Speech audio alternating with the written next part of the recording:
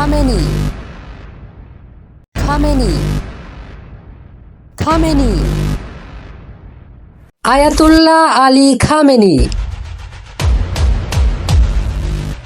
কে ছিলেন Ayatollah Ali Khamenei, যার মুখের এক কথাতেই কেঁপে উঠত দুনিয়ার বড় বড় বেধর্মী শক্তি? সম্মানিত দর্শক বিন্দু, খামেনির পরিচয় আপনার কাছেও যদি অজানা থেকে থাকে, তাহলে আমি আপনাকে দেখিয়ে দেব খামেনি আসলে কে।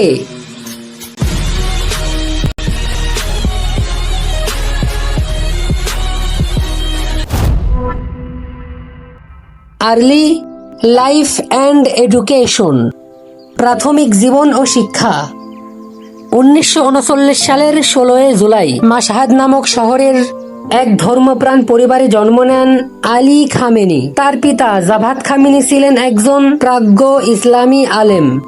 জ্ঞান, ধর্মচর্চা ও নৈতিকতার আলো ছড়িয়ে দেওয়াই ছিল তার জীবনের মূল সাধনা।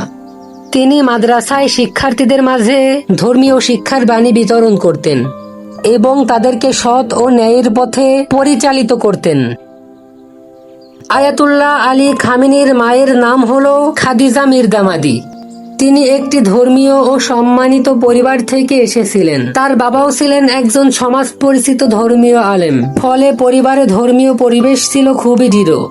খামেনির মোট 8 জন ভাই বোন ছিল। তার মধ্যে কয়েকজন স্কুলে পড়ালেখা করেছেন এবং কয়েকজন মাদ্রাসায়। আয়াতুল্লাহ আলী খামেনি ছিলেন তার বাবার দ্বিতীয় সন্তান। তার বয়স যখন 8 থেকে 10 বছর হয়, তখন তার বাবা তাকে মাশহাদের হাওজা ইসলামী শিয়া মাদ্রাসায় ভর্তি করান। সেখান থেকে তিনি কুরআন, হাদিস ও ফিকাহ সহ অন্যান্য শিক্ষা অর্জন করতে শুরু করেন। পরবর্তীতে তিনি আরো উন্নত শিক্ষা, তাফসির ও ফিকাহ ইত্যাদিতে পারদর্শী হন কওম সেমিনারি মাদ্রাসা থেকে। সে সময় কওম সেমিনারি মাদ্রাসা ছিল ইরানের কিছু বিখ্যাত মাদ্রাসাগুলোর মধ্যে একটি।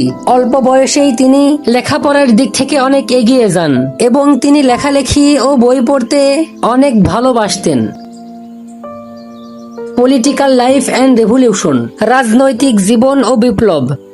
1960 দশকে আয়াতুল্লাহ আলী খামেনি রাজনীতির দিকে পা রাখেন। তিনি শাহ সরকারের অনৈতিক শাসনের বিরুদ্ধে ধর্মীয় শিক্ষার্থীদের মধ্যে সচেতনতা ছড়াতে শুরু করেন। উপদেশ ও বক্তৃতার মাধ্যমে জনগণের মধ্যে ন্যায় ও স্বাধীনতার চেতনা জাগাতেন। ধীরে ধীরে তিনি বিপ্লবী আন্দোলনের একজন প্রভাবশালী নেতা হয়ে ওঠেন, যার পরিপন্থীতে অনেকবার তাকে গ্রেফতারও হতে হয়েছে।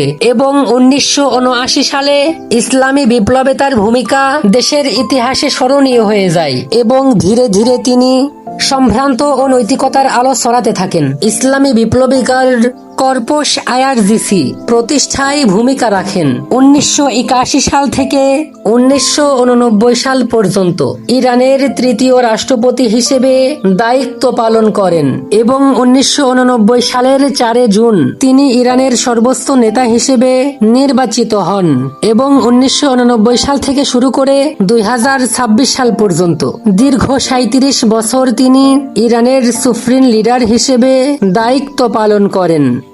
আলী খামেনি এর সময়কাল যেন এক ভিন্ন ধরনের অধ্যায় ছিল, যেখানে শাসন ব্যবস্থা শুধুমাত্র ক্ষমতার কাঠামোয় নয়, বরঞ্চ নৈতিকতা ও আদর্শের প্রতিফলন হিসেবেও উঠে আসে। তার নেতৃত্বে সমাজে ধর্মীয় মূল্যবোধ, শৃঙ্খলা ও নৈতিকতার উপর বিশেষ গুরুত্ব আরোপ করা হয়, যা মানুষের জীবনে এক ধরনের দিক নির্দেশনা তৈরি করে। ওই সময়ে ভালোবাসা ও দায়িত্ববোধের এক সূক্ষ্ম মিশ্রণ লক্ষ্য করা যায়, যেখানে রাষ্ট্র ও জনগণের সম্পর্কে একটি বিশ্বাসের বন্ধনে গড়ে তোলার চেষ্টা করা হয়েছিল। আর পরিবেশ ও জীবনযাপনের সৌন্দর্য যেন প্রকাশ পায় সরলতা, সংযম এবং শৃঙ্খলাপূর্ণ সমাজ ব্যবস্থার মাধ্যমে। সব মিলিয়ে তার শাসনকাল ছিল এমন এক সময় যেখানে কঠোরতা ও কমলতা, নীতি ও অনুভূতি সবকিছু মিলেমিশে একটি স্বতন্ত্র চিত্র গড়ে তোলে। তিনি আমাদেরকে শিখিয়েছেন ধৈর্য আর আত্মসংযমী মানুষের সবথেকে বড় শান্তি। তিনি আমাদেরকে শিখিয়েছেন বিশ্বাসের আলো দিয়ে অন্ধকার সময়কেও আলোকিত করা যায়। তিনি আমাদেরকে শিখিয়েছেন কঠিন সময়েও আশা না হারিয়ে সামনে এগিয়ে যেতে। এবং এই মহামনীষী 2026 সাল 28 ফেব্রুয়ারি রোজ শনিবার সকাল 10 ঘটিকার সময় ইরান ও ইসরায়েলের যুদ্ধে প্রাণ প্রাণহানি হয়েছেন।